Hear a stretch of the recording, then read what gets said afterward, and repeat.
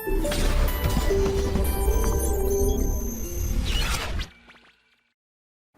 4 property अपन ने लिखी बेटा, उन चारों प्रॉपर्टी को अपन इसी से समझते न्यूमेरिकल क्वेश्चन लेते हैं। ठीक है, क्वेश्चन नंबर 1, सारणिक अपने पास है 1 2 3 3 2 1 4 2 4।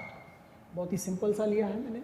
अब इसका मान निकाल लेते हैं पहले अपन पहली पंक्ति के सापेक्ष। तो 1 इंटू 8 माइनस 2 इंटू इसको हटाएंगे 12 माइनस 4 प्लस 3 इंटू इसको हटाएंगे 6 माइनस 8। ठीक है, कितना आ रहा है आंसर वो चेक कर लीजिए। डेल्टा इक्वल टू कितना मिला आपको 6, ये वो 12 माइनस 4 8 इंटू माइनस 2 तो माइनस 16, और उधर से आएगा माइनस 2 माइनस 6, कितना हो 6 और 6 कट गया। सारणी का मान कितना आ गया बेटा माइनस 16 आ गया। खत्म हो गई इतनी बात। अब अपन क्या करते हैं M11 M12 M13 निकाल लेते हैं। M11 M11 M12 M13 जानते हो ना, उप सारणिक। मतलब हम पहली पंक्ति के जो अवयव है उनके क्या ज्ञात करने वाले, उप सारणिक ज्ञात करने वाले हैं। तो इस 1 का उप सारणिक कौन सा होगा 8 माइनस 2 6। M12 इस 2 का उप सारणिक कौन सा होगा 12 माइनस 4 कितना 8। ठीक है, सही चल रहा है। मैं चारों प्रॉपर्टी इससे एक्सप्लेन करने वाले हैं ना। इस 3 के लिए 6 माइनस 8 कितना आ गया माइनस 2। तो प्रॉपर्टी 1 क्या कहती थी कि पहली पंक्ति के अवयवों को ले लो A11 और उनके संगत सहखंडों को गुणा कर दो और उनका बीजीय योग ले लो इस तरह से। तो ये जो मिलेगा ये आपको सारणी के मान के बराबर मिलना चाहिए। A11 1 गुणन में उसका उप सारणिक माइनस 2 उसका उप सारणिक प्लस 3 उसका उप सारणिक। ठीक है, 6 और 6 माइनस कट गया, आंसर कितना आ गया माइनस 16। ये देखो प्रॉपर्टी 1 की बात पूरी हो गई। ये प्रॉपर्टी 1 की बात हमने चेक कर ली, कोई कन्फ्यूजन इसमें नहीं है। अब हम C11 C12 C13 अब पहली पंक्ति के अवयवों के संगत सहखंड भी याद कर लेते हैं। इसके उपसारणिक मिल चुके हैं, उस उपसारणिक में पोजीशन के अकॉर्डिंग प्लस या माइनस लगा देंगे तो सहखंड बन जाएगा। तो इसकी पोजीशन प्लस ही रहेगी तो ये 6 ही रहेगा, इसकी पोजीशन प्लस ही रहेगी तो ये माइनस 2 ही रहेगा, इसकी पोजीशन क्या आती है माइनस, तो ये कितना हो जाएगा माइनस 8। ये क्या बन गए सहखंड बन गए। अब प्रॉपर्टी 2 क्या कहती है कि पहली पंक्ति के अवयव ले लिए हैं तो उसी पंक्ति के सहखंड भी ले लो। पहली पंक्ति के अवयव ले लिए हैं तो उसी पंक्ति के सहखंड भी ले लो और उनको गुणा कर दो और जोड़ दो तो क्या मिलना चाहिए सारणी का मान। कर लेते हैं बेटा। पहली पंक्ति का अवयव 1 प्लस फिर 2 फिर 3 सहखंड। पहली पंक्ति के सहखंड कौन कौन मिले 6 माइनस 8 माइनस 2, क्या आंसर माइनस 16 आया। देखो सारणी का मान मिला नहीं मिला। प्रॉपर्टी नंबर 2 क्या कहती थी कि एक दिए गए सारणी में किसी पंक्ति या स्तंभ के सभी अवयवों को उनके संगत उसी पंक्ति या स्तंभ के सहखंडों के साथ गुणा करके जोड़ दें। मतलब अवयव और सहखंड एक ही जगह से आ रहे हो, एक ही पंक्ति या एक ही स्तंभ से आ रहे हो तो उनके गुणन का योग सारणी के मान के बराबर होता है। अब अपन क्या करते हैं सहखंड कहीं और के निकालते हैं। हम सहखंड अब दूसरी पंक्ति के निकालते हैं। C21 C22 C23 हम ये याद कर लेते हैं। C21 C22 C23 का मतलब हुआ दूसरी पंक्ति के सहखंड। तो बेटा इस 3 का सहखंड निकालेंगे पहले। यह जाएगा 8 माइनस 6 8 माइनस 6 और बाहर क्या आएगा माइनस, कितना आएगा माइनस 2। ठीक है, फिर अपन ज्ञात करेंगे इस 2 का, दूसरी पंक्ति इस 2 के लिए सहखंड। इसको हटाएंगे 4 माइनस 12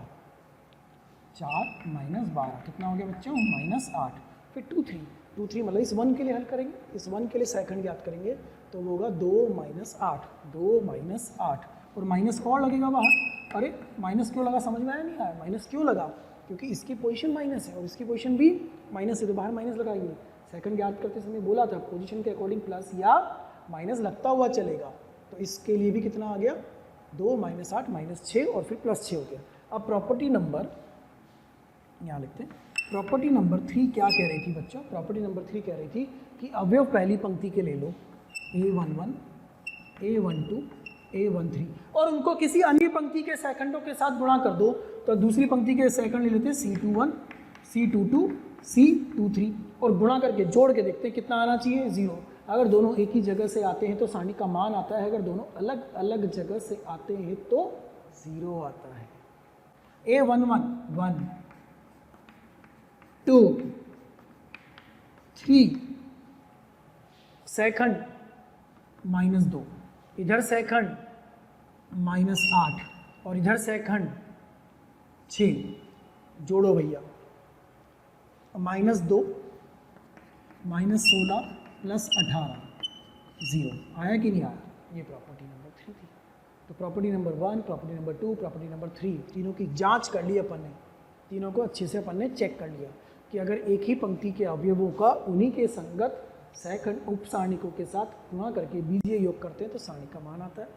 एक ही पंक्ति के अवयवों का उनके संगत सहखंडों के साथ गुणा करके योग करते हैं तो सारणी का मान आता है। एक ही पंक्ति के अवयवों का अन्य पंक्ति के सहखंडों के साथ गुणा करके योग करते हैं तो 0 आता है। क्लियर इतनी बात? अब चौथी प्रॉपर्टी पे आते हैं। ठीक है, चौथी प्रॉपर्टी में अपन ने क्या लिखा था कि प्रत्येक अवयव को हटा करके उसकी जगह पर क्या रख दें अपन? सहखंड रख दें, तो एक नया सारणिक बनेगा, सहखंडों वाला सारणिक बनेगा। तो सहखंडों वाले सारणिक का मान ज्ञात करने के लिए पूरा प्रसार करने की आवश्यकता नहीं होगी। क्यों नहीं होगी? क्योंकि उसका मान डायरेक्टली कितना मिल जाता है? दिए गए सारणिक के मान की घात n-1 मिल जाता है। तो हम अपन इसके लिए क्या ज्ञात कर रहे हैं? सहखंडों वाला सारणिक।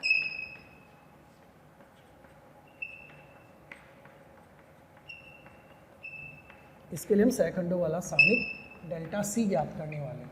C11, C12, C13, C21, C22, C23, C31, C32, C33। ठीक है, एक एक सेकंड सबका लिखते चलेंगे अपन, सेकंड लिखना सबको आता है। हाँ जी, इस 1 का सेकंड लिखेंगे 8 - 2 6।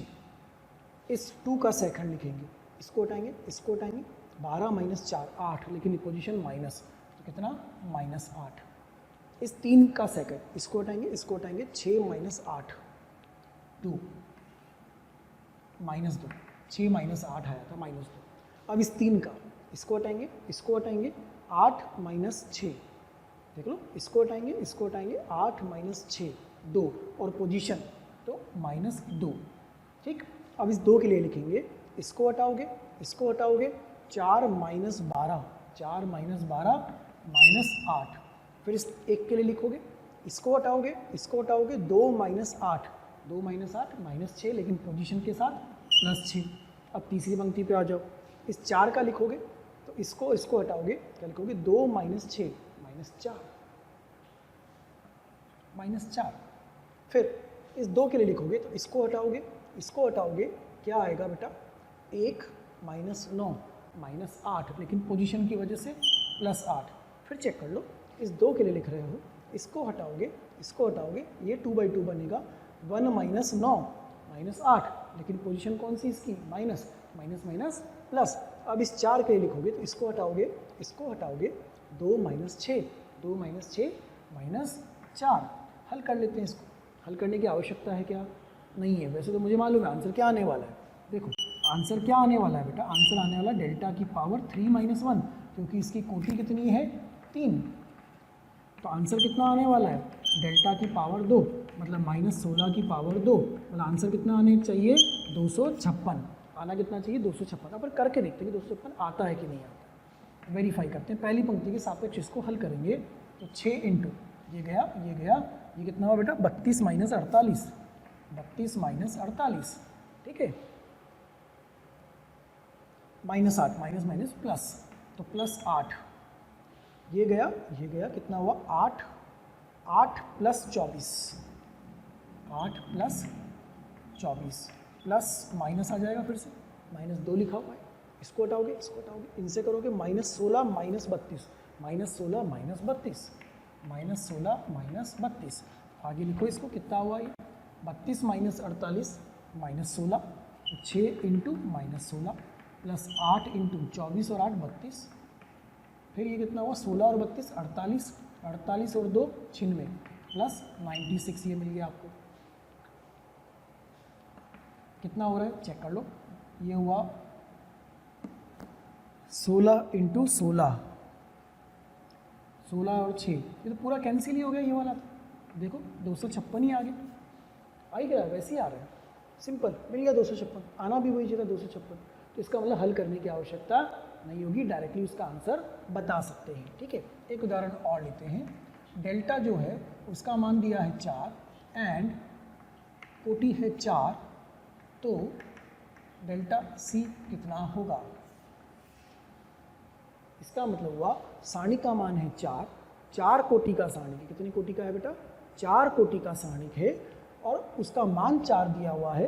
तो डेल्टा सी मतलब सेकंडों से बनने वाले सारणिक का मान क्या होगा, क्या होगा डेल्टा सी होगा डेल्टा की पावर n-1, मतलब डेल्टा की पावर 4 - 1 अर्थात डेल्टा की पावर 3, तो 4 की पावर 3, 4 की पावर 3, 4 × 4 × 4, कितना आंसर आ गया ये 64।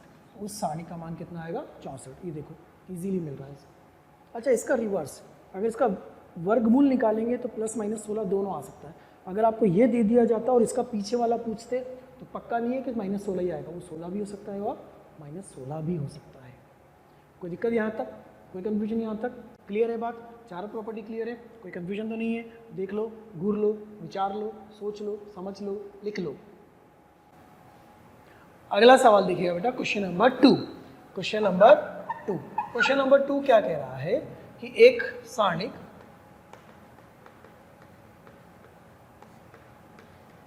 जिसकी कोटि n बराबर 3 है, यदि इसका मान डेल्टा है तथा इसमें प्रत्येक अवयव को उसके संगत सेकंड से प्रतिस्थापित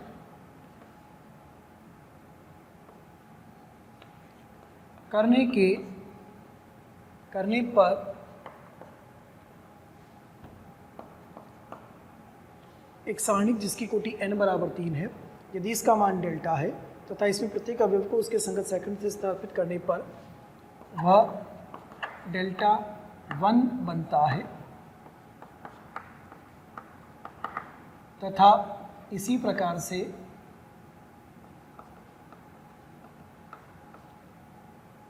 डेल्टा 1 के सहखंडों का सारणिक डेल्टा 2 तथा इसी प्रकार से डेल्टा n तक करते हैं, तो डेल्टा n का मान होगा। अब वो मान क्या होगा, वो ऑप्शंस आपको दिए जा रहे हैं। पहला ऑप्शन डेल्टा की पावर 2n, दूसरा ऑप्शन डेल्टा की पावर n², तीसरा ऑप्शन डेल्टा की पावर 2 की पावर n और चौथा ऑप्शन डेल्टा की पावर 2 की पावर n-1। ये लिख रहे हैं 4 अलग अलग ऑप्शन। ठीक है, 4 ऑप्शन आपको दिया जा रहे हैं, इन ऑप्शन के अकॉर्डिंग बात कर रही हैं। ठीक है, क्या है सवाल पढ़ो। एक सारणिक जिसकी कोटि n बराबर 3 है, इसका मान डेल्टा है, इसमें प्रत्येक अवयव को उसके संगत सेकंड से प्रतिस्थापित करने पर वो डेल्टा 1 बनता है। ठीक है, इसी प्रकार से डेल्टा 1 के सेकंडों का सारणिक डेल्टा 2 तथा इसी प्रकार से डेल्टा n तक करते हैं तो डेल्टा n का मान होगा। ऑप्शन आपको दिए हुए हैं। पहला ऑप्शन है डेल्टा की पावर 2n, दूसरा ऑप्शन डेल्टा की पावर n², फिर 2 की पावर n और फिर डेल्टा की पावर 2 की पावर n-1। तो देखो कोटि 3 सारणिक क्या है डेल्टा 1 कैसे बना, डेल्टा के सेकंडों से, है ना, इसके सेकंडों से बना, तो इसका मान क्या हो जाएगा डेल्टा की पावर 3-1 मतलब डेल्टा स्क्वायर। डेल्टा 2 कैसे बनेगा, डेल्टा 1 के सेकंडों से, बोला जा रहा है ना, डेल्टा 1 बनता है। तो इसी प्रकार से डेल्टा 1 के सेकंडों का सारणिक डेल्टा 2, तो डेल्टा 1 के सेकंडों का सारणिक डेल्टा 2, ये क्या होगा डेल्टा 1 का स्क्वायर, और डेल्टा 1 की वैल्यू कितनी है डेल्टा, ये हो जाएगा डेल्टा स्क्वायर का स्क्वायर, मतलब इसकी घात 4। सही है, फिर डेल्टा 3। डेल्टा 3 कैसे बनेगा? इसके पिछले वाले, मतलब डेल्टा 2 के सेकंडों से बनेगा।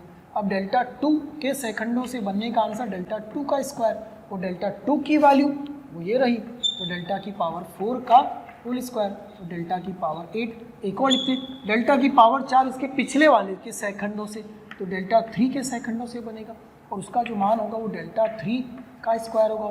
डेल्टा 3 की वैल्यू अपने पास है, वो वैल्यू क्या है अपने पास? डेल्टा की पावर 8, और इसका स्क्वायर करेंगे तो डेल्टा की पावर 16 आएगा। ऐसे करते जा रहे हैं, तो ऐसे करते करते कहाँ तक पहुँच गए? डेल्टा n तक। तो ये बन रहा होगा इसके पिछले वाले सेकंडों से, तो इसकी वैल्यू होगी इसके पिछले वाले का वर्ग। अब इसकी वैल्यू क्या आएगी वो पूछना चाह रहा है, वो हमसे पूछना चाह रहा है। ध्यान से देखो, इसको अपन लिख सकते हैं डेल्टा की पावर 2, इसको लिख सकते हैं डेल्टा की पावर 2 की पावर 2, इसको लिख सकते हैं डेल्टा की पावर 2 की पावर 3, इसको लिख सकते हैं डेल्टा की पावर 2 की पावर 4। ध्यान से देखना, डेल्टा 1 2 की पावर 1, डेल्टा 2 2 की पावर 2, डेल्टा 3 2 की पावर 3, डेल्टा 4 2 की पावर 4, डेल्टा n 2 की पावर n, डेल्टा 2 की पावर n। ये बन जाएगा अपना आंसर। कौन सा वाला बन जाएगा बेटा? मैं सबसे पहले आपको धन्यवाद देना चाहता हूँ, थैंक यू सबको, क्योंकि डेली हजारों स्टूडेंट्स हमारे वीडियो देख रहे हैं और अपना फ़ायदा उठा रहे हैं। आपसे रिक्वेस्ट है कि आप YouTube चैनल पे जाएं, डिस्क्रिप्शन बॉक्स में जाएं और लिंक पे जाकर के सब्सक्रिप्शन करें, ताकि आपको इसका और भी बेहतर तरीके से फ़ायदा मिले। दूसरी बात, यदि आप डाउट सॉल्विंग का भी फ़ायदा लेना चाहते हैं, स्टडी मटेरियल का भी फ़ायदा लेना चाहते हैं, तो उस लिंक पर जाकर के अपने प्रीमियम सब्सक्रिप्शन को सुनिश्चित कीजिए। सी ऑप्शन, डेल्टा 2 की पावर n, ये आंसर आ जाएगा। क्यों आ जाएगा? फिर से समझो, 3 कोटि का सारणिक था, तो ये तो कंफर्म था कि अगर 3 कोटि का सारणिक है तो सेकंडों वाले का आंसर डेल्टा स्क्वायर के बराबर आएगा। और जो डेल्टा है पहला वाला है, उस पहले के ही सेकंड कौन बन जाते हैं? सेकंडों से जो सारणिक बनता है उसको नाम क्या दे दिया गया? डेल्टा 1। तो डेल्टा 1 की वैल्यू डेल्टा स्क्वायर, तो डेल्टा 2 की डेल्टा 1 स्क्वायर, डेल्टा 3 की डेल्टा 2 स्क्वायर, डेल्टा 4 की डेल्टा 3 स्क्वायर, डेल्टा n की डेल्टा n-1, पीछे वाले का वर्ग। अब पीछे वाले की जो वैल्यू आ रही है वो डेल्टा स्क्वायर आ रही है, डेल्टा 1 की वैल्यू। तो डेल्टा 1 का स्क्वायर कितना हो जाएगा? डेल्टा स्क्वायर का स्क्वायर, घात 4, तो 2 की घात 2 8, 2 की घात 3 16, 2 की घात 4, तो ऐसे यहाँ आएगा 2 की घात n। यहाँ से पैटर्न पता चल गया, 4 तो घात 4 आ रही है। इस तरह से अपने को ये सवाल हल होता हुआ मिल जाएगा। इंपॉर्टेंट क्वेश्चन है, लिख के रखिए इसको, है ना, ध्यान से समझिए। ये हो गई अपनी उप सारणिक और सेकंड की प्रॉपर्टीज। ठीक है, तो उप सारणिक क्या होता है, सेकंड क्या होता है, तो अपन ने समझा। उप सारणिक और सेकंड की अपन ने 4 प्रॉपर्टी भी समझी, उस पर छोटे छोटे उदाहरण देख करके अपन ने उस प्रॉपर्टी को रिवाइज भी कर लिया, और अपन ने इस पर ही बनने वाला एक अच्छा सवाल IIT एडवांस वाला भी सॉल्व कर लिया। पूछा गया प्रश्न IIT एडवांस में, ये भी अपना कंप्लीट हो गया। अब अपन पढ़ेंगे सारणिक के गुणधर्म, प्रॉपर्टीज ऑफ डिटर्मिनेंट। अगला टॉपिक लेते हैं बेटा अपन, सारणिक के गुणधर्म, properties of determinants. Properties of determinants.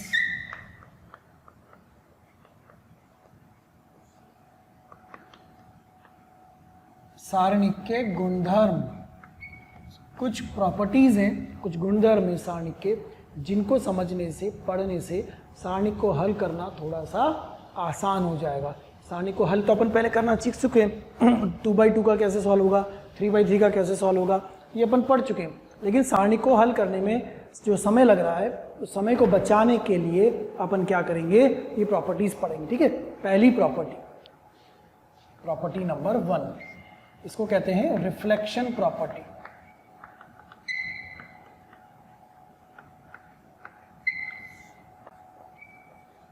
परावर्तन गुणधर्म।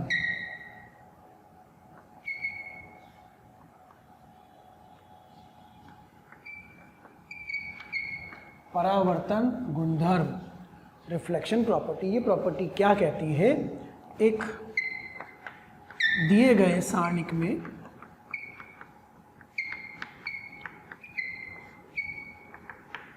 यदि सभी पंक्तियों को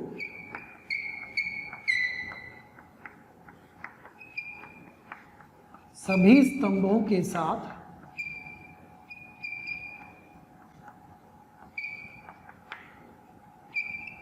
बदल दिया जाए,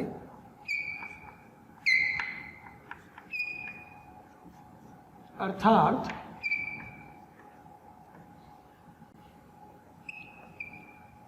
पंक्ति की जगह स्तंभ तथा स्तंभ की जगह पंक्ति, अर्थात पंक्ति की जगह स्तंभ तथा स्तंभ की जगह पंक्ति, तो सारणिक के मान में कोई बदलाव नहीं होता है। जो सारणी का मान है वो वही रहता है जो पहले था।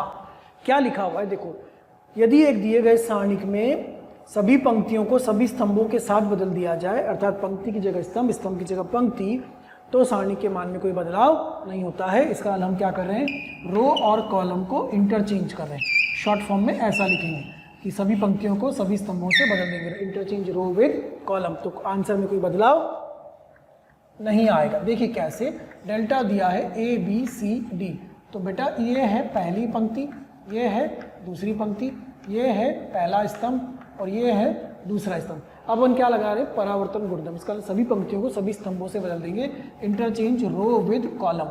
तो जो डेल्टा डैश है वो नया सारणिक बनेगा। पहली पंक्ति पहला स्तंभ बन जाएगी, दूसरी पंक्ति दूसरा स्तंभ बन जाएगी।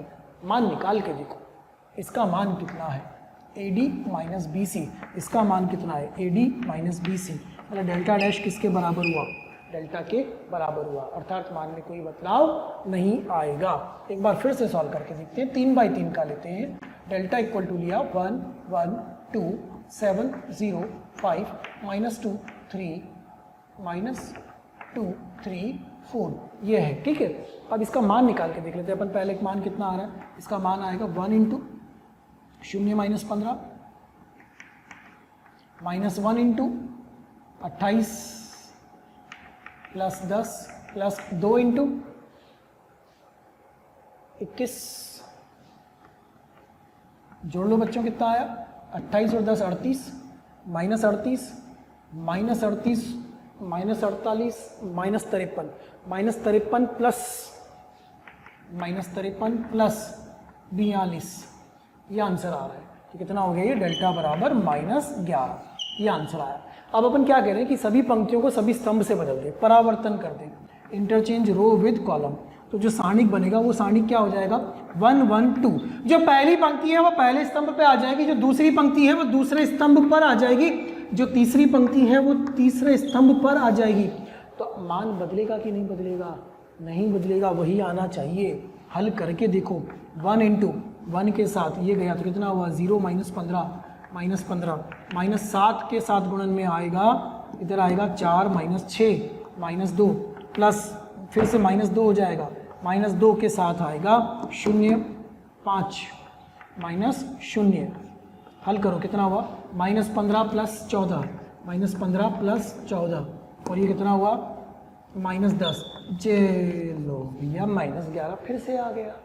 इसका मतलब अगर हम परावर्तन कर रहे हैं, परावर्तन क्यों बोल रहे हैं, देखो देखना इधर, अगर आप इसको देखोगे ना तो ये विकर्ण है, एक दर्पण है, ये विकर्ण है, एक दर्पण है, इनकी अदला बदली हो गई।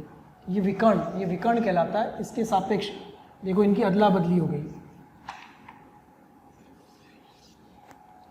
परावर्तित हो गए, ऊपर नीचे इंटरचेंज हो गए, इसलिए परावर्तन कहलाता है। अब इसको अपन फॉर्मूले की फॉर्म में लिखें तो ध्यान से देखना, परावर्तित हो रहे हैं, कैसे हो रहे हैं, जो विकर्ण वाले हैं उसको क्या कर रहे हैं अपन, दर्पण मान रहे हैं, मिरर मान रहे हैं। A B C D E F X Y Z, ठीक है। तो ये क्या कहलाएगा, मिरर, ये एक मिरर की तरह है, दर्पण की तरह है। आपने सभी पंक्तियों को सभी स्तंभों से बदला तो सारणी के मान में कोई बदलाव नहीं आएगा, इसलिए मैं डेल्टा डैश नहीं लिख रहा। मैंने ये मान लिया था कि बदलाव आ रहा है, लेकिन बाद में वो वापस एक ही आया, इसका वो डेल्टा का डेल्टा ही रहेगा। लेकिन जो रो 1 है वो अब कॉलम 1 बन जाएगी, जो रो 2 है वो अब कॉलम 2 बन जाएगी, जो रो 3 है वो अब कॉलम 3 बन जाएगी। ये रहा आपका दर्पण, मिरर। BD DB देखो, CX इंटरचेंज होगा कि नहीं होगा, ये ऐसा होगा। मतलब आंसर में कोई भी बदलाव नहीं आता है अगर सभी पंक्तियों को सभी स्तंभों के साथ बदल दिया जाए तो। यह है प्रॉपर्टी नंबर 1।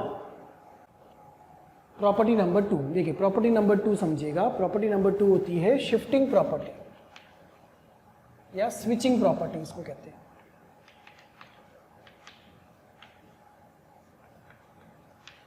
क्या कहलाती है? Switching property. क्या कहती है कि यदि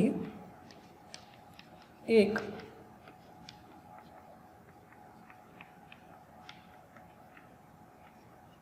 दिए गए सारणिक में किन्हीं दो पंक्तियों या किन्हीं दो स्तंभों को आपस में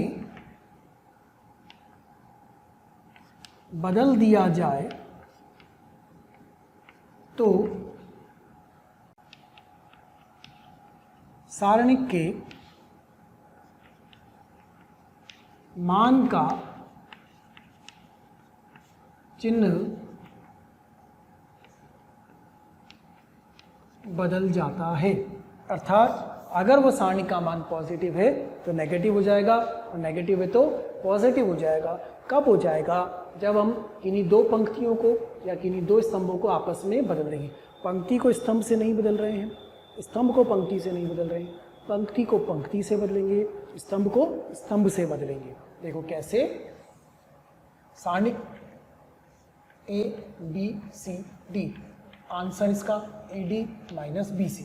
R1 को R2 से बदल रहे हैं, दो पंक्तियों को आपस में बदल रहे हैं। R1 मतलब ये और ये, इस तरह से आड़ी जो रहती है R1 पहली पंक्ति, इनकी अदला बदली करेंगे तो डेल्टा डैश अब ये हो जाएगा CDAB। R2 R1 बन गया, R1 R2 बन गया। अब आंसर निकालोगे तो क्या आएगा? BC minus AD। इसका मतलब माइनस डेल्टा हुआ कि नहीं हुआ? यही तो अपन लिख रहे हैं कि सारणी के मान का चिन्ह बदल जाता है, चिन्ह बदल जाता है।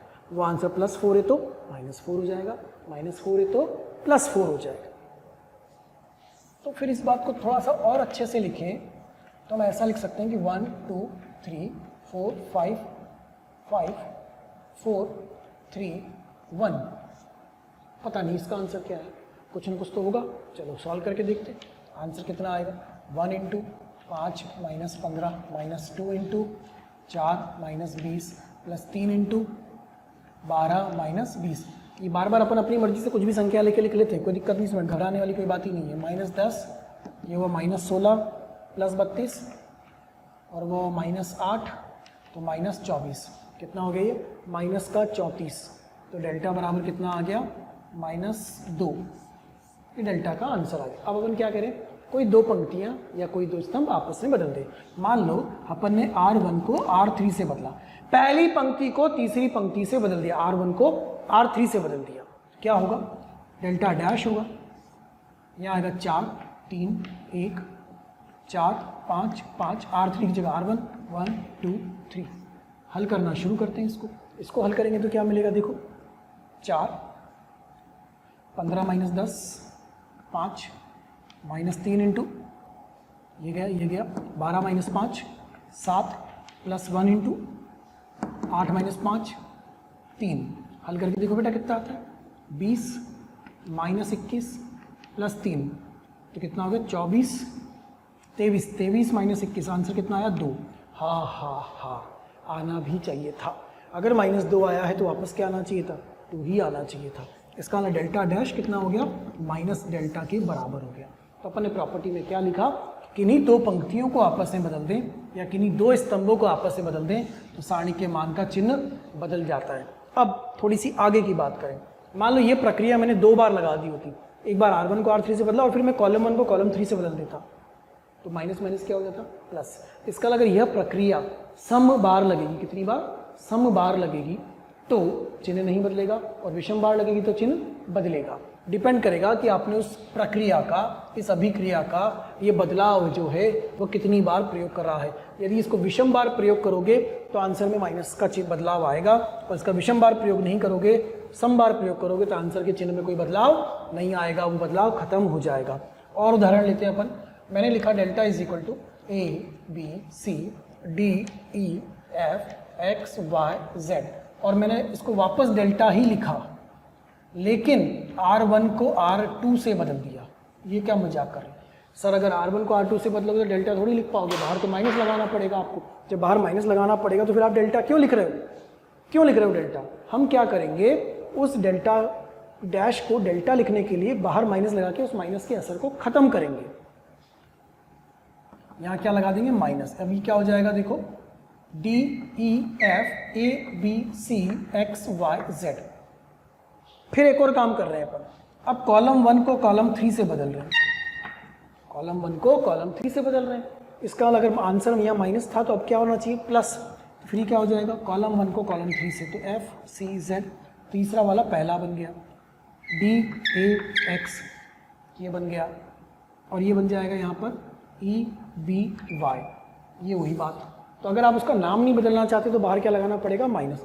अर्थात अगर हम किसी सारणिक में किन्हीं दो पंक्तियों को आपस में बदलते हैं तो बाहर माइनस लग जाता है, किन्हीं दो स्तंभों को आपस में बदलते हैं तो बाहर माइनस लग जाता है। फिर से समझते हैं तसल्ली से, जल्दी नहीं है अपने को, किसी को घर तो जाना ही नहीं, घर में ही बैठे हो।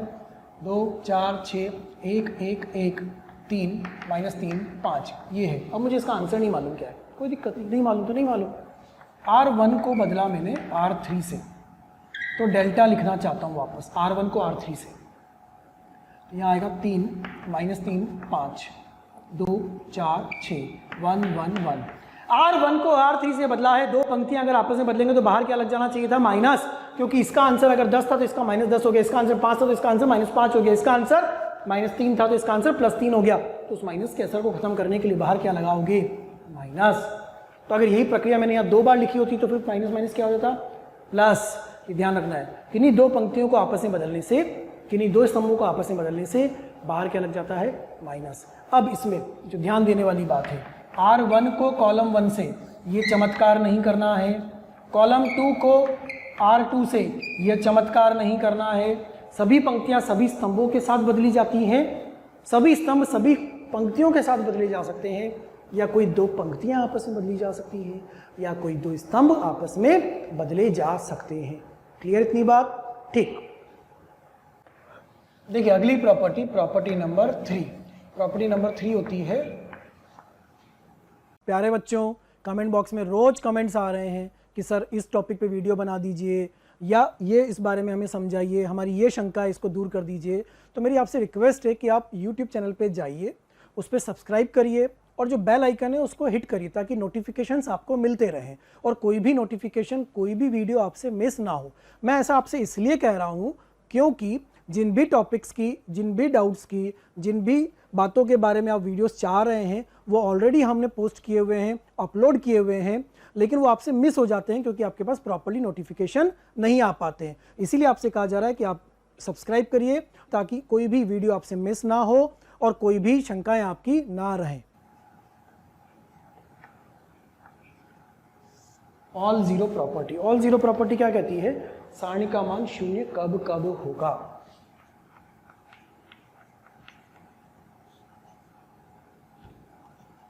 सारणी का मान 0 कब कब होगा। लिखना चाहिए, ऐसा कुछ भी नहीं, शर्म नहीं आनी चाहिए इसका लिखने में ना, कब कब होगा। पहली बात यहाँ लिखते हैं, ऑल जीरो प्रॉपर्टी मतलब ये बताना चाह रही है सारणी का मान 0 कब होगा। पहली बात, अगर सारणिक में कोई दो पंक्तियाँ आपस में समान हैं, सारणिक में कोई दो पंक्तियाँ आपस में समान हैं तो आंसर कितना होगा? 0। इसमें 0 क्यों आया? क्योंकि इसमें R1 बराबर क्या है? R3। कोई दो पंक्तियां समान होंगी तो आंसर 0 आएगा। दूसरी बात, 1 2 3 10 5 3 1 2 3, अगर कोई दो स्तंभ भी आपस में समान है तो भी आंसर क्या आएगा? 0। इसमें क्यों आया? क्योंकि कॉलम 1 कॉलम 3 के बराबर है। तीसरी बात, अगर सारणी की किसी एक पंक्ति के सभी अवयव 0 हैं, किसी एक सारणी की एक पंक्ति के सभी अवयव 0 हैं तो भी आंसर क्या आएगा 0। इसमें क्यों आया? क्योंकि पहली पंक्ति क्या है? पूरी पूरी 0 है। चौथी बात, एक सारणिक में अगर किसी स्तंभ के सभी अवयव भी 0 हैं तो भी आंसर क्या आएगा 0। इसमें क्यों आया? क्योंकि कॉलम 2 क्या है 0। तो 4 तरीके से आंसर को 0 बोला जा सकता है। किसी एक सारणिक में यदि एक पंक्ति के सभी अवयव 0 हो, या एक स्तंभ के सभी अवयव 0 हो, या दो पंक्तियां समान हो, या दो स्तंभ समान हो, तो सदैव हल क्या होगा? 0 होगा। तो अपन अब लिखेंगे उसको। क्या लिखेंगे? यदि एक दिए गए सारणिक में किसी एक पंक्ति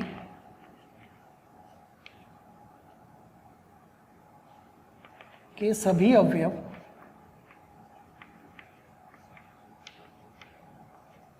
शून्य हो, या एक स्तंभ के सभी अवयव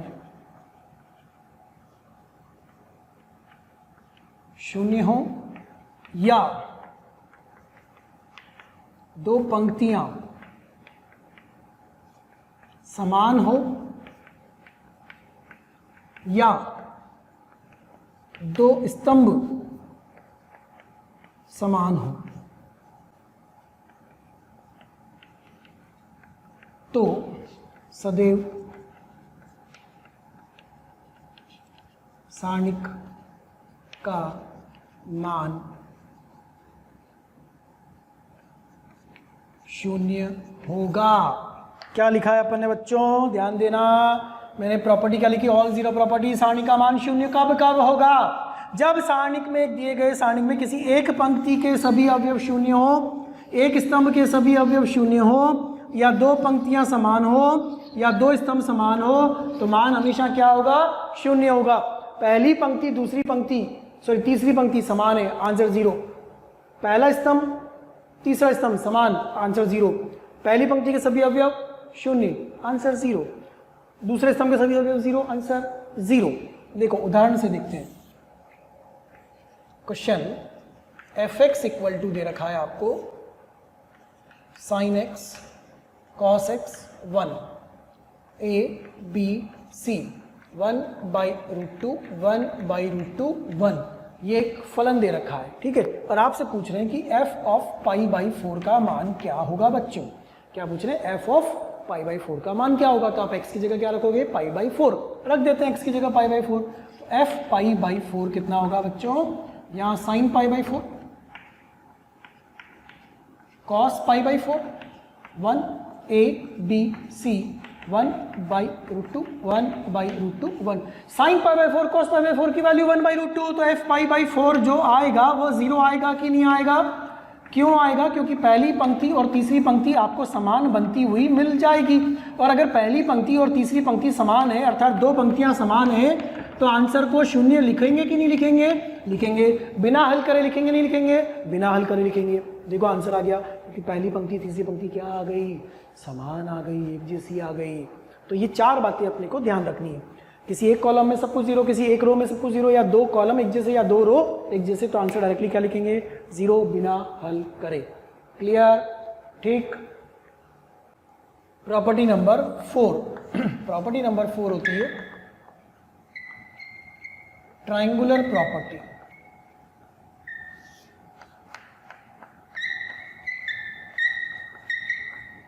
त्रिभुजाकार गुणधर्म। ये त्रिभुजाकार गुणधर्म क्या है वो समझिएगा कि अगर एक सारणिक में, अभी मैंने आपको बताया था विकर्ण क्या होता है ना? ये वाला विकर्ण था। अच्छा, विकर्ण क्या होता है वो मैं आपको दोबारा बताता हूँ। विकर्ण का मतलब है I = J, ठीक है। इधर वाला विकर्ण नहीं होता है।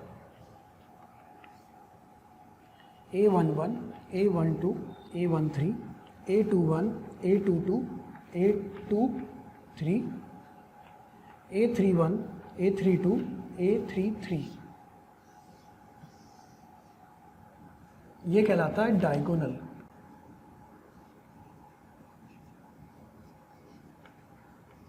विकर्ण, क्योंकि इसमें आई बराबर क्या है जे, ये विकर्ण नहीं है।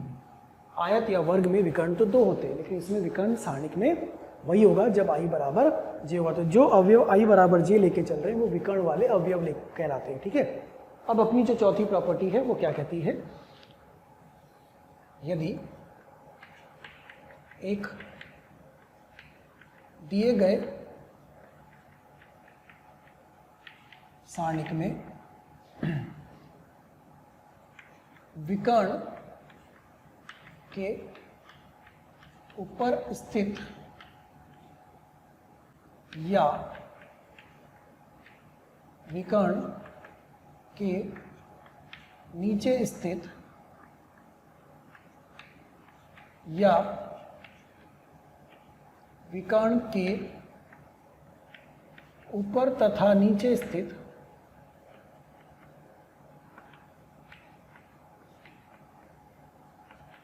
सभी अवयव शून्य हैं तो सारणिक का मान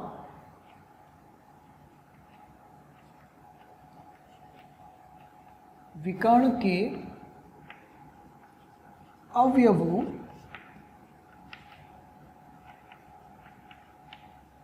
का गुणनफल होता है। समझे क्या लिखा, दोबारा सुनो। यदि एक दिए गए सारणिक में विकर्ण के ऊपर स्थित सभी अवयव या विकर्ण के नीचे स्थित सभी अवयव या विकर्ण के ऊपर तथा नीचे स्थित सभी अवयव शून्य हैं तो सारणिक का मान विकर्ण के अवयवों का गुणनफल होता है। कैसे, इधर देखना, सारणिक अपन बना लेते हैं A 0 0 2 3 B 0 4 C। ठीक है, तो ये विकर्ण हुआ क्योंकि A11 A22 A33 I बराबर जी होता है तो विकर्ण के ऊपर के सारे अवयव शून्य हैं। या फिर हम ऐसा बना लें A5 7 0 0 B 9 0 C, तो विकर्ण के नीचे की ओर स्थित सभी अवयव कैसे हैं, शून्य हैं। या फिर हम ऐसा बना लें A0 0 0 0 B 0 0 C, विकर्ण के ऊपर और नीचे स्थित सभी अवयव कैसे हैं, शून्य, तो भी आंसर क्या होगा, विकर्ण के अवयवों का गुणनफल। ये लिखा हुआ अपन ने यहाँ पर, मान विकर्ण के अवयवों का गुणनफल होता है, विकर्ण के अवयवों का गुणनफल होता है। तो इसका आंसर क्या होगा, A इंटू बी इंटू सी, इसका आंसर भी A इंटू बी इंटू सी और इसका आंसर भी A इंटू बी इंटू सी। इसका मतलब ये हुआ कि अगर आपके पास 1 0 0 3 4 2 0 5 3 कुछ ऐसा सारणिक होता तो हल करने की आवश्यकता ही नहीं थी। हम सीधे सीधे विकर्ण वाले अवयवों का गुणनफल लिखते और आंसर लिख देते 6। विकर्ण वाले अवयवों का गुणनफल ही आंसर बन जाएगा। देखो करना क्या है, आपको सिर्फ इतना चेक करना है कि जो विकर्ण के ऊपर की ओर स्थित अवयव है या जो विकर्ण के नीचे की ओर स्थित अवयव है वह शून्य है या नहीं है। अगर वो शून्य है तो कुछ सॉल्व मत करो, डायरेक्टली गुणनफल को लिखो। जैसे आपको सारणिक दिया जा रहा है 1 0 0 0 2 2 0 0 A B 3 0 D 5 6 C, यहाँ पे अपन 4 ले लेते हैं। अभी 4/4 का सारणिक है, घबराने की आवश्यकता ही नहीं है। विकर्ण को देखो, विकर्ण ये वाला अवयव होगा A1 1 A2 2 A3 3 A4 4, ये वाले विकर्ण कहलाएंगे। इस विकर्ण के ऊपर के स्थित सभी अवयव कैसे हैं, शून्य। तो त्रिभुजाकार गुणधर्म से इसका आंसर 1 × 2 × 3 × 4 24, इसका आंसर बन गया। डायरेक्ट आप लिख सकते हो, आपको हल करने की आवश्यकता है क्या, नहीं है गुरुजी, कुछ भी सॉल्व नहीं करना है। क्या चेक करना है कि विकर्ण के ऊपर या विकर्ण के नीचे स्थित अवयव शून्य है या नहीं है। फिर से लिखते हैं अपन, सारणिक में लिखा हुआ है यहाँ पर sine alpha 0 sign beta 0 0 sign beta sine alpha 0 sign gamma, ऐसा लिखा हुआ है। अब इसका आंसर क्या होगा, बोले सर आपने बताया तो था, कोई भी रो या कोई भी कॉलम ले लो जिसमें ज़्यादा से ज़्यादा जीरो हो उसके सापेक्ष हल कर लो।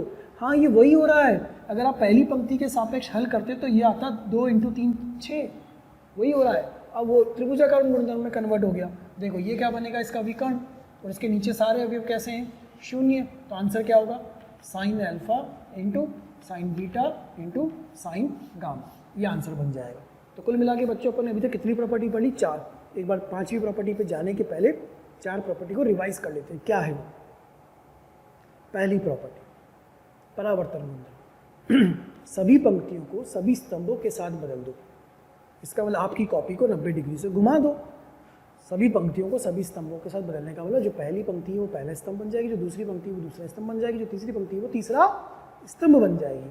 यदि सभी पंक्तियों को सभी स्तंभों के साथ बदल दें तो सारणी के मान में कोई बदलाव नहीं आता है, नो चेंज। प्रॉपर्टी नंबर 2, किन्हीं दो पंक्तियों को आपस में बदल दें। पहली को तीसरी पे, तीसरी को पहली पे ले जाए, पहली दूसरी को आपस में बदल दें।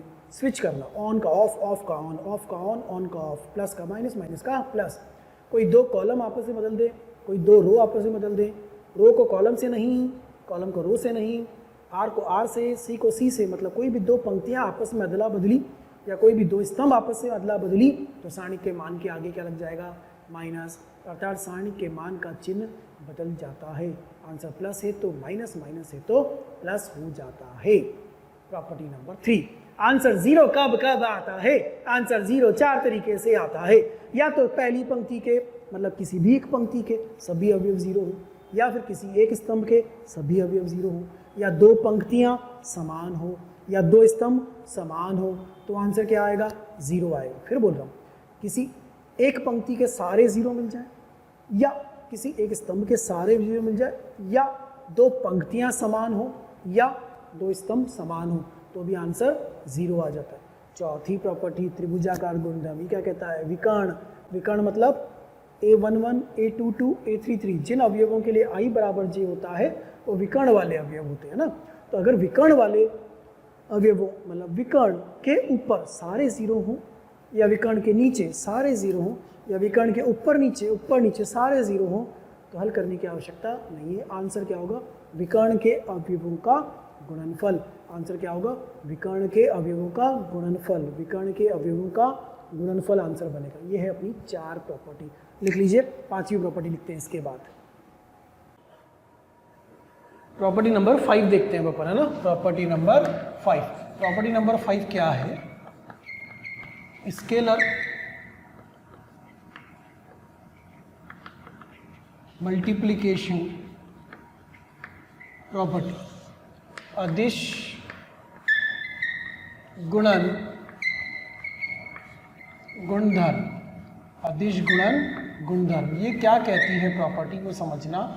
यह प्रॉपर्टी यह कहती है कि यदि सारणी की किसी एक पंक्ति या किसी एक स्तंभ के सभी अवयव किसी अदिश राशि के का गुणन है तो सारणी का कुल मान भी के का गुणज हो जाएगा। क्या लिखा अपन ने? क्या लिख देते हैं? यदि सारणिक की किसी एक पंक्ति या स्तंभ के सभी अवयव, यदि सारणी की किसी एक पंक्ति या स्तंभ के सभी अवयव किसी अदिश राशि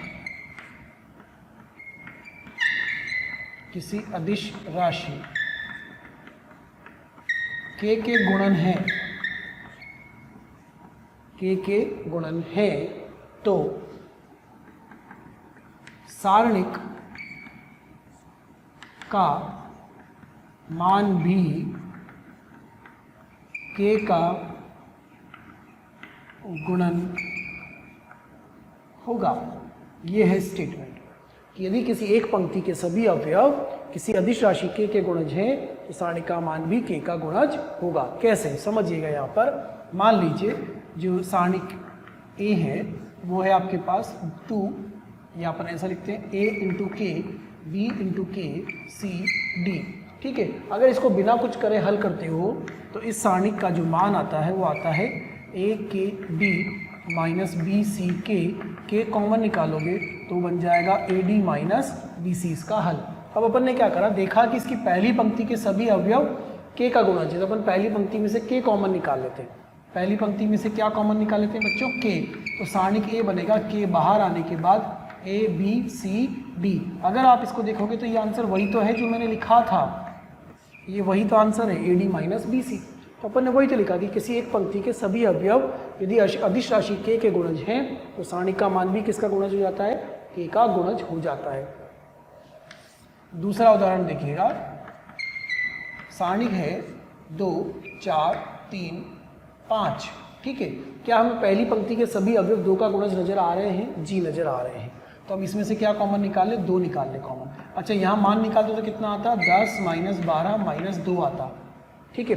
मान में बदलाव नहीं आएगा, सिर्फ वो गुणज मिल जाएगा। अब 2 अगर कॉमन निकाला तो 2 बाहर आ गया, ये हो गया 1 2 3 5।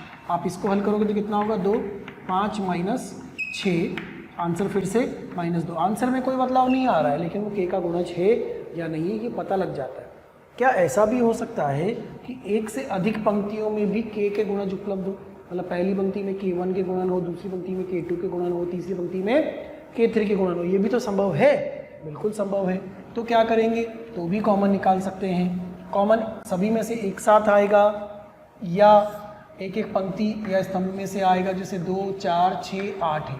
तो मैंने इसको लिखा 2 कॉमन निकाल के 1 2 3 4, तो ये तरीका क्या हो जाएगा, गलत हो जाएगा। ये गलत क्यों हो जाएगा, क्योंकि मैंने 1 2 3 4 लिखा है, इसका मतलब मैंने 2 सब में से कॉमन निकाला है। क्या 2 सभी में से कॉमन आएगा, नहीं, वो पंक्ति में से आएगा या स्तंभ में से आएगा, अलग अलग पंक्ति में से अलग अलग कॉमन आएगा। देखो कैसे आएगा, मैंने फिर लिखा है यहाँ पर 2 4 6 8, पहली पंक्ति में से 2 कॉमन और दूसरी पंक्ति में से भी 2 कॉमन, दोनों में से 2 कॉमन निकाला मैंने। जब दोनों में से 2 कॉमन निकाला तो यहाँ आया 2 × 2, यहाँ बचेगा 1 2, इसमें बचेगा 3 और 4। अब आप देखो आंसर कितना आता है, 4 - 6, बेटा आंसर मिल रहा है -8। आंसर -8 आना भी चाहिए था, आप इसको हल करके देखो कितना आता है, 16 - 24 -8 मिल रहा है। तो अपन को क्या पता चला कि जो कॉमन लिया जाता है वो सभी अवयवों में से एक साथ कॉमन नहीं लिया जाता है, वो किसी रो या किसी कॉलम में से कॉमन लिया जाता है। और देखते हैं उदाहरण और समझते हैं इस बात को। देखिए और उदाहरण के साथ समझिएगा, मैंने आपको यहाँ लिख के दिया k × a, k × b, k × c, a b c d e f, कुछ ऐसा दे दिया। तो क्या हमें कहीं कुछ कॉमन नज़र आ रहा है, जी गुरुजी नज़र आ रहा है। पहली पंक्ति में से k कॉमन निकाल सकते हैं, तो हमने क्या करा, पहली पंक्ति में से k कॉमन निकाला, तो यहाँ क्या मिला, a b c d e f। यदि 2 पंक्तियाँ समान होती हैं तो आंसर 0, तो इस सारणी का आंसर कितना आ गया, 0 आ गया। देखो ठीक है ना। एक और सवाल लेते हैं अपन, यहाँ पे लिखा हुआ है 2 4 6, यहाँ लिखा है 3 6 9, यहाँ लिखा है 5 4 7। क्या कहीं पे कुछ संख्याएं ऐसी हैं जो किसी का गुणज मिल रही है, पहली पंक्ति 2 का गुणज मिल रही है, दूसरी पंक्ति 3 का गुणज मिल रही है। तो क्या हम इस पहली पंक्ति में से 2 और दूसरी पंक्ति में से 3 कॉमन निकाल सकते हैं, बिल्कुल निकाल लेते हैं। यहाँ आगे क्या आ जाएगा बच्चों, 2 कॉमन पहली में से, 3 कॉमन दूसरी पंक्ति में। पहली पंक्ति में क्या बचेगा कॉमन निकालने के बाद, 1 2 3, 3 कॉमन निकालने के बाद 1 2 3 5 4 7। अरे मज़ा आ गया, फिर से 2 पंक्तियाँ समान आ गई।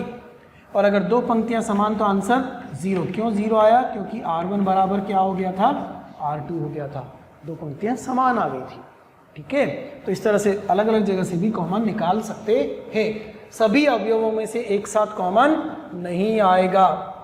और लेते हैं अपन उदाहरण, यहाँ लिखा हुआ है a × x, b × y, c × z। ठीक है, नहीं bx cx, फिर यहाँ पे लिखा हुआ है px py qy ry, इस तरह से। और यहाँ पे लिखा हुआ है lz mz nz। देखो कुछ कॉमन दिख रहा है क्या, हाँ दिख रहा है। पहली पंक्ति में x, दूसरी पंक्ति में y, तीसरी पंक्ति में z, कॉमन निकाल सकते हैं। तो यहाँ से आएगा x, यहाँ से आएगा y, यहाँ से आएगा z, ये आ जाएगा x y z, ये आ जाएगा a b c p q r l m n, ये बन जाएगा सारणिक। तो अलग अलग जगह से कॉमन निकाल सकते हैं, उसमें कोई समस्या नहीं होती है। अब आगे की बात सुनिए, जैसे हम कॉमन निकाल सकते हैं वैसे किसी अदिश राशि को अंदर गुणा भी कर सकते हैं। जैसे हम कॉमन निकाल सकते हैं वैसे ही किसी अदिश राशि को अंदर गुणा भी कर सकते हैं। तो अंदर गुणा कैसे करेंगे, ये लिखा हुआ है आपके पास a b c d, तो क्या सभी में गुणा हो जाएगा, नहीं। जो कॉमन बाहर लिखा हुआ है वो किसी एक रो या एक कॉलम में जाएगा। तो आप उसको ऐसा लिख सकते हो 2a 2b सी डी, इस तरह से किसी एक रो या एक कॉलम में ही अंदर ले जा सकते हैं। ठीक है, और देखिए उदाहरण से और समझिएगा। आपके पास लिखा हुआ है 2 4 6 8, ठीक है, इसमें से कॉमन निकाला 2, इसमें से कॉमन निकाला 2, तो बाहर कितना आ गया 4, ये बन गया 1 2 3 4। अच्छा, अभी जो सारणिक था उसका आंसर कितना था 16 - 24 - 8। अभी आंसर कितना है 4 - 2, अभी भी आंसर कितना है -8। अब मैंने क्या करा, अगले स्टेप में इस 4 को अंदर ले गया, इस 4 को पहले कॉलम में ले गया। कहाँ ले गए, पहले कॉलम में। तो क्या 4 12 2 4, कुछ गलत तो नहीं है, कुछ भी गलत नहीं है, मेरी मर्जी, हम ले गए। हम किसी एक रो या किसी एक कॉलम में ले आ सकते हैं, तो हमने किसके अंदर घुसाया, पहले कॉलम में। अब आंसर निकाल के देखा 16 - 24, अभी भी आंसर कितना है -8 ही। और अब मैंने क्या करा, इसमें से R2 में से कॉमन निकाला, फिर 4 बाहर ले आया, 4 2 3 1, लो भाई क्या फ़र्क पड़ा अभी, 4 - 6 - 2 -2 × 4 -8। कैसे खेलना चाहते हो वैसे भी खेल सकते हो। यहाँ लिखा 16 8 3 1, लो भाई क्या फ़र्क पड़ा। कॉमन लेना है तो अलग अलग रो में से आएगा, अंदर गुणा करना है तो भी अलग अलग रो या अलग अलग कॉलम में होगा। सभी अवयवों में से एक साथ कॉमन नहीं आएगा, सभी अवयवों में अंदर एक साथ गुणा भी नहीं होगा। ठीक है, ध्यान रखेंगे इस बात को। सभी अवयवों में से एक साथ, यदि आप हमारे वीडियोस को देख रहे हैं और आपको वो पसंद आ रहे हैं तो मेरी आपसे रिक्वेस्ट है कि आप उनको लाइक करें, सब्सक्राइब करें, शेयर करें, ताकि वो और भी ज़रूरतमंद विद्यार्थियों तक पहुंच सके और उसका लाभ वो उठा सकें। आपके प्यार और स्नेह को देखकर हमारी टीम मोशन की पूरी टीम हाईली मोटिवेटेड है और हमारा हमेशा पूरा प्रयास है और रहेगा कि आपको बेहतर से बेहतर कंटेंट प्रोवाइड करते रहें। कॉमन नहीं आएगा, सभी अवयवों में से एक साथ कॉमन नहीं आएगा। ये बात समझ में आ गई। अब सवाल करते हैं अपन, है ना, और सवालों के अनुसार और समझते हैं इसको। देखिए पहला सवाल देखिएगा, क्वेश्चन नंबर 1। क्वेश्चन नंबर 1 है मान ज्ञात करें। सारणिक दिया हुआ है आपको 1 log to the base x of y, log to the base x of z, log to the base y of x 1, log to the base y of z, log to the base z of x, log to the base z of y और 1। इस सारणी का मान जो है वो हमें ज्ञात करना है और बताना है कि इसका आंसर क्या आएगा। ठीक है, अब इसको हल करने के लिए प्रसार करने लगोगे, इसका एक्सपेंशन करोगे, तो किसी भी पंक्ति या किसी भी स्तंभ के सापेक्ष कर तो सकते हो, समय कितना लग जाएगा आंसर निकालने में। फिर लॉग में भी जो है वो बेस में भी वेरिएबल है और लॉग के फलन में भी वेरिएबल है, दोनों जगह ही वेरिएबल लगा हुआ है, तो ये भी दिक्कत करेगा अपने को, समस्या हो जाएगी इसमें। तो क्या किया जाए, कुछ ऐसा किया जाए जो प्रॉपर्टी अपन ने पढ़ी है कुल मिला दी 5। पहली क्या थी, सभी पंक्तियों को सभी स्तंभ से बदल दो, मान में कोई बदलाव नहीं आता है। दूसरी क्या थी, कुछ फर्क पड़ेगा नहीं पहली से। तो दूसरी क्या थी, दूसरी थी कि 2 पंक्तियां आपस में बदल दो या 2 स्तंभ आपस में बदल दो तो चिन्ह बदल जाता है, प्लस का माइनस, माइनस का प्लस हो जाता है, इसमें तो कुछ फर्क पड़ेगा नहीं। तीसरी क्या थी कि यदि 2 पंक्तियां समान हो, नहीं है, 2 स्तंभ समान हो, नहीं है, एक रो में सब कुछ 0 हो, नहीं है, एक कॉलम में सब कुछ 0 हो, नहीं है, तो आंसर 0 हो जाता, वो भी नहीं है। चौथी प्रॉपर्टी क्या थी, त्रिभुजाकार गुणधर्म। त्रिभुजाकार गुणधर्म में क्या हो रहा था, विकर्ण के ऊपर वाले सभी अवयव 0 हो या विकर्ण के नीचे वाले सभी अवयव 0 हो तो आंसर विकर्ण के अवयवों का गुणनफल आ जाता है। वो भी नहीं हो रहा इसमें, तो विकर्ण के ऊपर नीचे 0 है ही नहीं, विकर्ण में जरूर 1 1 1 1 आ रहा है, फंस गए भैया। पांचवी प्रॉपर्टी क्या कहती है, कुछ कॉमन आ सकता हो तो कॉमन निकालो, तो कॉमन भी नहीं दिख रहा। लेकिन एक काम हम सबसे पहले कर सकते हैं, वो क्या कर सकते हैं कि ये जो लॉग लिखा हुआ है ना, ये जो 1 लिखा हुआ है, इस 1 1 1 को बदलें। पहले तो इस 1 1 को चेंज करते हैं। क्या लिखें इस 1 को, इस 1 को हम लिख सकते हैं log x ऑफ x, इस वाले को log y ऑफ y और इस वाले को log z ऑफ z, ऐसा लिख सकते हैं अपन। उससे क्या फ़ायदा होगा, उससे ये फ़ायदा होगा कि ऊपर वाली में सब में बेस x था, तो हमने x बनाते हुए लिख दिया। इसमें सब में फलन x है तो हमने फलन x बनाते हुए लिख दिया। ये बनेगा log x of y, log x of z, ये वाला log y ऑफ x, ये वाला log z ऑफ x, सबका फलन x, सबका बेस x। ऐसे ही इसमें बेस y चल रहा है तो log बेस y z, इसमें बेस z चल रहा है तो log base z of y। अब log की प्रॉपर्टी के अनुसार, log की प्रॉपर्टी के अनुसार क्या हम इसको log a upon log b लिख सकते हैं? हम log a upon log b लिखेंगे तो बेटा ये बनेगा ln x upon ln x। हमने log में बेस क्या मान लिया? e मान लिया। ये क्या बन जाएगा? ln y upon ln x, ये बनेगा ln z upon ln x, ये वाला ln x upon ln y, ये वाला ln y upon ln y, ये वाला ln z upon ln y। तीसरी पंक्ति में ln x upon ln z, ln y upon ln z और ln z upon ln z। अब देखो आपको कॉमन आता हुआ नजर आएगा। क्या कॉमन मिल रहा है बच्चों? अगर आप ध्यान से देखो तो पहले कॉलम के अंदर हमें ln x कॉमन मिलता है, दूसरे में हमें ln y कॉमन मिलता है और तीसरे में हमें ln z कॉमन मिलता है। कॉमन निकालने से क्या होगा?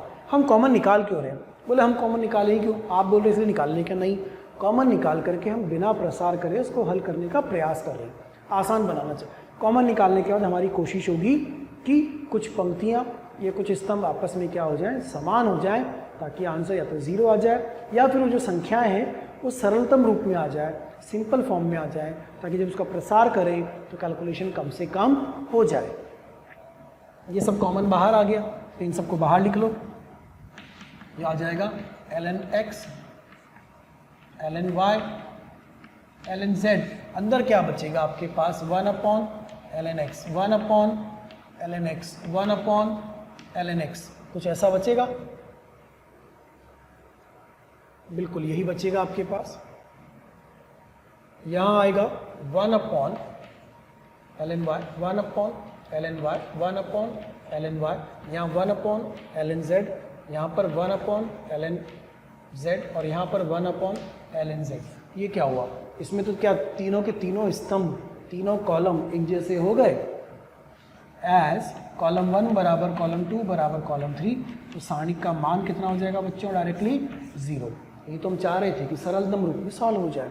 देखो सरलतम रूप में हो गया, आंसर कितना आ गया? 0। सिंपल फॉर्म में कन्वर्ट होके अपने को आंसर 0 मिल रहा है। अगला प्रश्न देखिएगा बच्चों, क्वेश्चन नंबर 2 देखिएगा। क्वेश्चन नंबर 2 पे ध्यान दीजिएगा।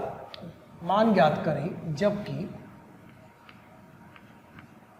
A, B, C, D, E, F गुणोत्तर श्रेणी में हैं। सारणिक आपको दिया हुआ है A, B, C, D, E, F, X, Y, Z। हमें इस सारणिक का मान ज्ञात करना है जबकि A, B, C, D, E, F किस में है? गुणोत्तर श्रेणी में, जीपी में दिए हुए। अब हम कैसे हल करें इसको? तो हमें जीपी की शर्त का प्रयोग करना पड़ेगा। तो अगर कुछ संख्याएं जीपी में होती हैं तो क्या हम उनको A R square, A are cube, a r की पावर 4, ए आर की पावर 5 ऐसा मान सकते हैं? उसमें से पहला तो ए हो गया, ये दूसरा बी हो गया, ये सी हो गया, ये डी हो गया, ये ई हो गया, ये एफ हो गया। ये किस में है? जीपी में है। इसका मतलब इस सारणिक के अंदर ए के स्थान पर ए, बी के स्थान पर ए आर। क्या आएगा बेटा? ए आर स्क्वायर, यहाँ पर आएगा आपके पास a are cube, a r की पावर 4, ए आर की power 5, x Y z, GP में, गुणोत्तर श्रेणी में। चलो a B C D E f GP में आ गए हैं, बिल्कुल आ गए।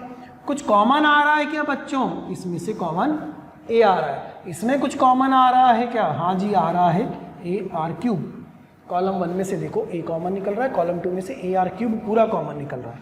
जो आपके पास कॉमन आया उसको तो आपने लिखा ऐसे ही, और जो आपके पास बचा वो बचा यहाँ पर 1 R square. A are cube common निकाला है, यहाँ 1 बचेगा, यहाँ आर बचेगा, यहाँ आर स्क्वायर, ये एक्स वाई जेड। अरे वाह, मज़ा आ गया। क्यों मज़ा आ गया? क्योंकि कॉलम 1 और कॉलम 2 दोनों क्या हो गए? 0। अगर कॉलम 1 कॉलम 2 दोनों के दोनों समान हो गए तो आंसर कितना आ गया?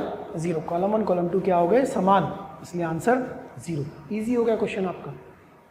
देखो बेटा क्वेश्चन नंबर 3 देखना। क्वेश्चन नंबर 3 क्या कह रहा है? कह रहा है कि यदि इस सारणी का मान 125 है, यदि इस सारणी का मान 125 है तो इस सारणी का मान क्या होगा? बोले ये कौन सी बात है, कौन से तरीके का सवाल आ गया? भाई पहले सारणिक में और दूसरे सारणिक में जो अवयव है वो तो वही है, सिर्फ उनके गुणांक।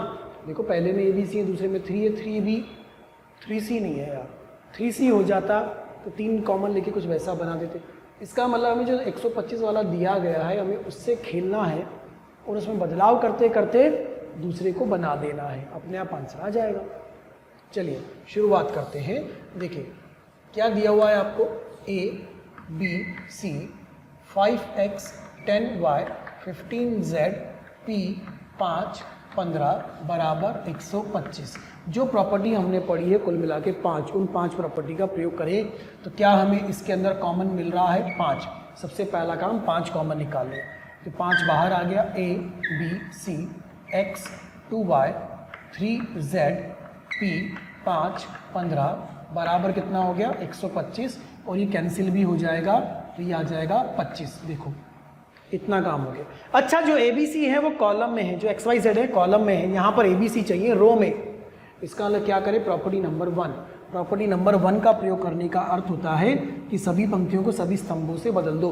क्या सभी पंक्तियों को सभी स्तंभों से बदलने पर, परावर्तन करने पर क्या मान में कोई बदलाव आता है? नहीं आता है। तो ये क्या बन जाएगा? A B C x 2y 3z p 5 15। जो पंक्तियां थी वो स्तंभ बन गए, जो स्तंभ थे वो पंक्तियां बन गई। और ये किसके बराबर चल रहा है? 25 के बराबर। बट परंतु लेकिन किंतु बंधु ध्यान देना, इधर यहाँ तो 3 है, 3B 3C चाहिए था पर 3C भी नहीं चाहिए। अपने पास आया AB। तो अगला काम क्या करें हम? R1 में 3 गुणा कर दें। क्या घुसा दें इसके अंदर? 3। तो 3 क्या सभी अवयवों के पास जाएगा?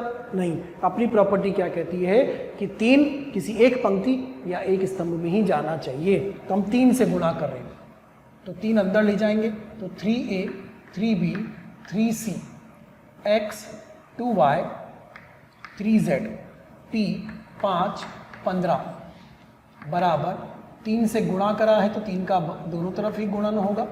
3 से गुणा करा है तो 3 का दोनों तरफ गुणा होगा। पहले 3 बाहर लिखा, इसको भी 3 से मल्टीप्लाई करा और इसको भी 3 से मल्टीप्लाई करा और फिर इस 3 को उठा के कहाँ ले गए अपन? पहली पंक्ति के अंदर ले गए। तो 3 इधर भी गुणा हुआ, 3 उधर भी गुणा हुआ। ठीक है, इतनी बात। अच्छा सारणी का नियम है, सारणी का क्या पूरे जीवन का नियम है, जिस रास्ते से अंदर जाना है उस रास्ते से बाहर नहीं आना है, कोई देख लेगा, है ना। तो अंदर कहाँ से गए हो आप? पंक्ति से। तो बाहर से कहाँ से आओगे? स्तंभ से। अंदर कहाँ से जा रहे हो? पंक्ति से। तो बाहर कहाँ से आओगे? स्तंभ से। तो हम पंक्ति से अंदर तो घुस गए, अंदर तो घुस गए इस पंक्ति में। अब बाहर कहाँ से आना है? इसमें कॉमन नहीं है, इसमें कॉमन नहीं है, इसमें कॉमन है।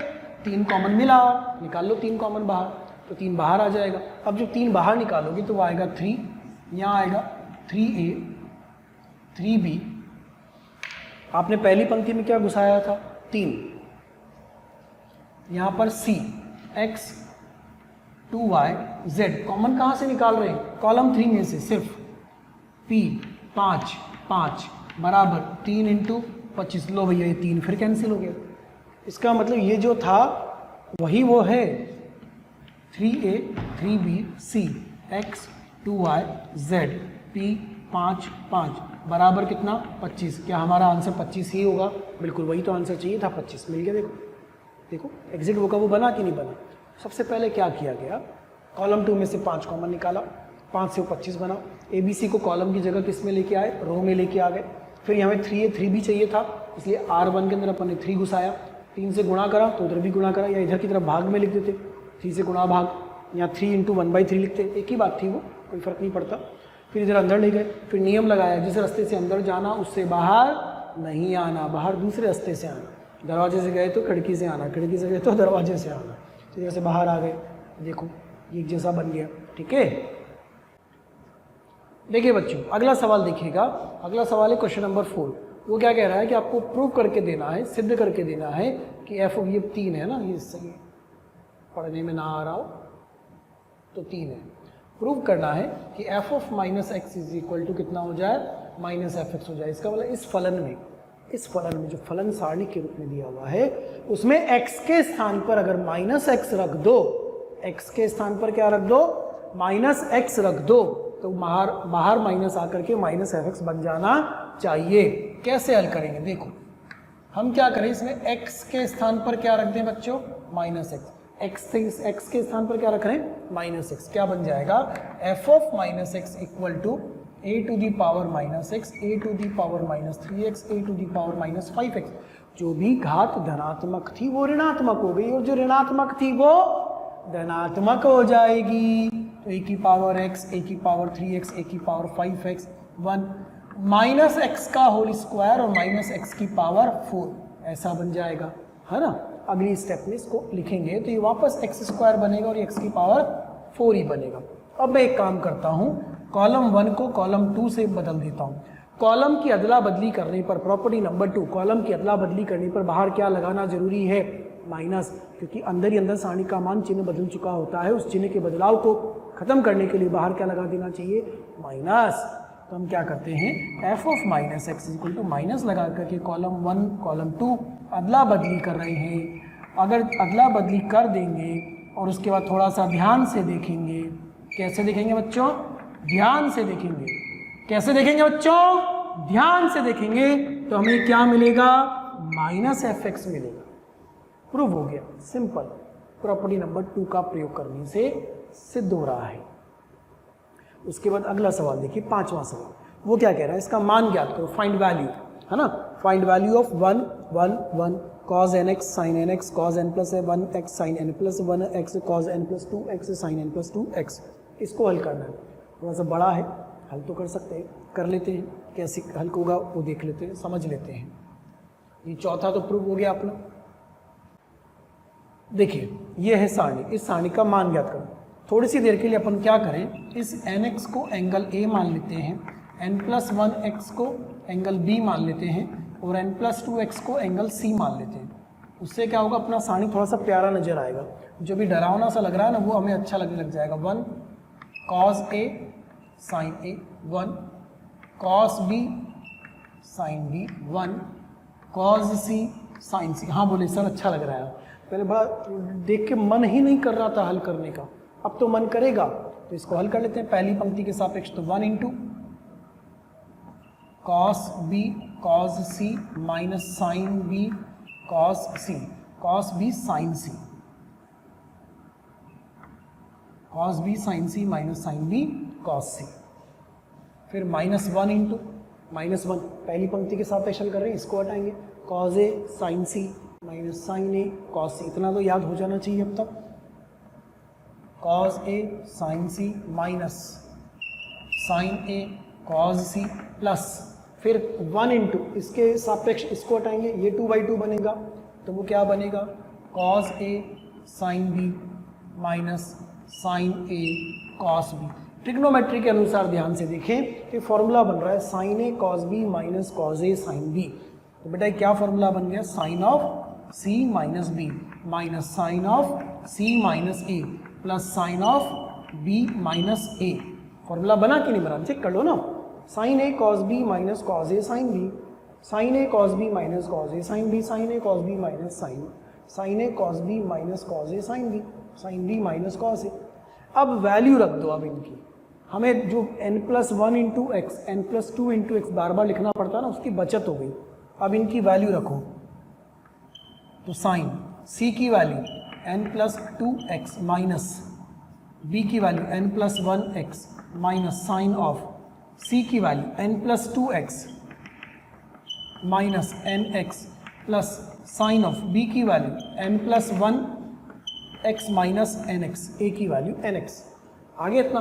अब देखो ध्यान से, n into x n into X, nx nx cut गया, 2x माइनस x क्या बचा यहाँ पर, sine x, nx nx cut जाएगा, कितना बचेगा, sign 2x, nx nx cut जाएगा, कितना बचेगा, साइन x।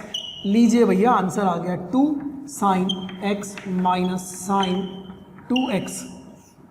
n से स्वतंत्र एक चीज और मिली अपने को इस आंसर में, खास बात कि इसका जो आंसर है वो n से स्वतंत्र है। तो सवाल अगर पूछा जाता इस सारणी का मान किस पर निर्भर करेगा, x पर, n पर, दोनों पर नहीं, किस पर निर्भर करेगा, x पर। इस सारणी को पूछा था निम्न सारणी का मान किस पर निर्भर नहीं करेगा, किस पर निर्भर नहीं करेगा, n पर निर्भर नहीं करेगा। कैलकुलेशन को आसान बनाने के लिए हमने ये काम किया था। इससे क्या हुआ कि थोड़ी सी कैलकुलेशन ईजी हो गई और सवाल अपना लिखते समय बचाने वाला बन गया। हल होने के बाद हमने फिर a का मान nx, b का मान n+1 इंटू एक्स और c का मान n+2 इंटू एक्स रख दिया। ठीक है, लिख लीजिए इसको फटाफट से। जो वीडियोस आप देख रहे हैं, जो वीडियोस हम आपको पढ़ा रहे हैं, यदि आप वीडियो वो चाहते हैं और भी मटेरियल चाहते हैं, स्टडी मटेरियल चाहते हैं, तो आप एक नंबर नोट कर लीजिए और उस नंबर पर कॉल कीजिए। नंबर है 1821 799 अर्थात 18002121 799। Thank you.